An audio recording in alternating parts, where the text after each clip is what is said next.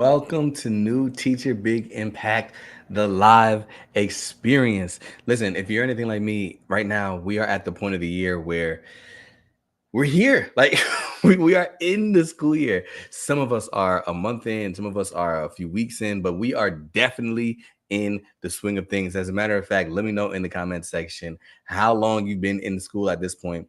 And if let me know how it's going for you. Some of us are saying this year's been going amazingly well. Some of us have been saying this year is not going well at all yet, and it just started. I want to know where you are on the spectrum.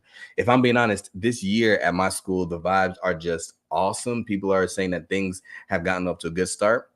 But the reason why I wanted to jump on tonight to speak to you is because I understand what it means to start strong and fizzle towards the end. And nobody wants that. Nobody wants to have a strong start where things seem to be going well. And we're saying this year is finally the year that I'm going to be the teacher I've always wanted to be.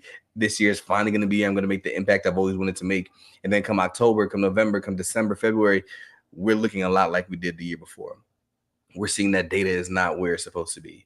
All right, we're feeling frustrated. Our teammates are not being as open with us in communication. Those warm fuzzies that administrators were giving us at the beginning of the year, now they turn to codes, turn emails. You know what I'm talking about? Nobody wants to get a quarter way, midway, halfway through the year and say that this year is not ending up how I thought it was going to start. So what I'm going to do is I'm going to give you the one strategy that I used to help make sure that the way that we started the year with all those fuzzies and feels great and things are going well is the way that we consistently lasted throughout the entire year. And that is what helped me to have one of my best school years ever. So if we're just meeting for the first time, I'm Daryl Williams Jr. and I'm a former terrible teacher. That's right. A former terrible teacher that turned into a two-time teacher of the year. And in New Teacher Big Impact Live, I share strategies to help make sure that you can do the same. And I'm not saying that you're terrible. I'm just saying if these principles have helped a terrible teacher, imagine what they can do for you. So at the time of recording this, my son right now is 2 years old, and we are at this new school. Pray for us, y'all. We're at this new school where he is required to be potty trained. So we were at a couple of daycares over the past. Well, he stayed at home with my wife for a little bit, and then he started this daycare. We didn't really like it, so we transitioned to a school. It's a Montessori school. Let's shout out any Montessori educators on the call. And excuse me, sorry. He is in this Montessori school, and they require that he's potty trained. I told you guys he's 2. He turned 2 in January. Is June right now? Oh no, it's not June. It's September, and they require him to be potty trained. So what's happening is that he's going to school and he's like, some days he's all right because they take them every 45 minutes. Some days he's all right, but some days we get a message, my wife and I saying, Joel went to potty on himself or Joel had an accident. We're sending up clothes, and then when he's coming home, we're like, listen, we got to get this potty training thing going. So here's what we do. He is he really likes these little worm treat things, right? So they're sour worms. He gets it from me because I love sour trolleys. So when he goes to the potty, we take him to the potty and he goes and uses it. And I'm like, when he finally successfully uses the potty, we celebrate him. We say, Joel, good job. You can get a worm treat. He's like, yay, hooray. That's his favorite word. Hooray. Because he has the worm treat, right? He gets it, he goes, and we're excited. And about 45 minutes later, we set the timer, we go. Maybe he doesn't have to go again.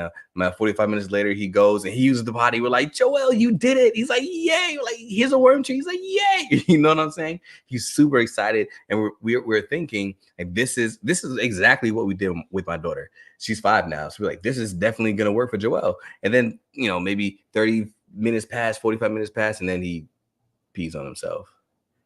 And we're like, Joel. He said, oops, I'm sorry. He has like no care in the world. He said, oops, I'm sorry. You have to change me now. Like, no, don't tell me. I know I have to change you now. You're supposed to go to the potty. Okay, so now you won't get a worm treat. Okay. Like, he just doesn't care. Right? A couple minutes later, we're trying again. He doesn't go to the potty. Then he pees on himself again. Like, Joel, oh, no worm treat. Like, he really doesn't care. So I'm like, listen, pray for us, y'all. This potty training thing is crazy. They actually, the school, Montessori school, again, they said if he has, 5 accidents in a week, that he has to go home for 10 days in order to get it right. And we don't have anywhere for him to go for 10 days. So pray for your boy. He had 3 accidents this week. So saying all that to say, as a father, as a parent, trying to trying to potty train my child. Things seem to be going well. We had this thing down, right? Go to the potty, get your worm treat. Go to the potty, get your worm treat. Go to the potty, get your worm treat. Thinking, listen, he gets his worm treat, we're good. We're gonna be all right. Thank you, Lori. Lori said, we're doing the right thing. I'm trying my best. So we're giving him, the reward, celebrating him, trying to make him feel excited. But then still, he gets to a place where he's like, this time I don't really feel like going. I'm just gonna sit here and soil myself. All right. As a parent, I have to have this level of patience. I have to have this level of understanding. You guys would look weird at me. Like Lori just commented and saying, it's okay, you got it, you're doing the right thing. But you guys would look weird at me if I was like, I give up. Listen, he's just never gonna use the potty. My gosh, he's two now. He's peeing on himself still. Like we can't do. You would look at me strange, like, no, Daryl, just give it some more time. Stick to the plan. Keep doing what you're doing. And my message to you is the same as your message would have been to me. If your year started off well, if your year started off right, students are doing the right thing. You're like, man, I'm surprised that they're doing it. I'm surprised that things are going so well. This is finally the year things are going. There are going to be some times where students are tempted to fall short of the expectation. That doesn't mean, oh, we failed. Oh, it's just another year. No, my message to you is the same message that you would have given to me, where I'm saying, listen, stick with the plan, right? Stick with the things that you're doing that are seeming to work. And the things that you're doing that are not working, ask yourself the question why and figure out what tweaks to make. But I shared with you that I was going to give you one principle. I'll keep this quick tonight and I'll move out of your way. I want to share with you just one principle that helped in my classroom that I believe is really what allowed us to last until the end. And what that was is having a daily expectation reminder. Now you can call it whatever you want to call it. Like, I don't want to give you my name. So many times I have conversations with people and they're like, what's your favorite attention grabbing signal? It doesn't matter what my favorite attention grabbing signal is. Do you understand the principle of having an attention grabbing signal? So I used to call it, I think I just called it housekeeping or something like that. But the very first slide of every show of every class, we went through the expectations, and for about 15, 20 seconds, we reminded of the class expectations at the beginning of every class, right? We celebrated the things that students were doing well, and we reminded them of the things that they needed to continue to do throughout the class. The reason why this is important is because as students are doing things well, if we just sit back and then expect them to keep doing it, that's when they tend to fall off. And that's when throughout the halfway through the year, 3/4 of the way through the year, they just kind of fall off. But if we consistently remind them of what that expectation is, then they don't have, then they know what is expected of them. And I know what somebody's thinking. Somebody's saying, no, listen, they know what's expected of them. They know right from wrong, right? They're high schoolers, they're middle schoolers, they're kindergartners. Somebody's saying they're kindergartners. They know right from wrong. They know they shouldn't hit. I know they know. I know you said it before. I know you've taught it. I know it's in your syllabus. I know. I get all of those things. But the power of a consistent reminder is something that really helps students to be held to the expectation.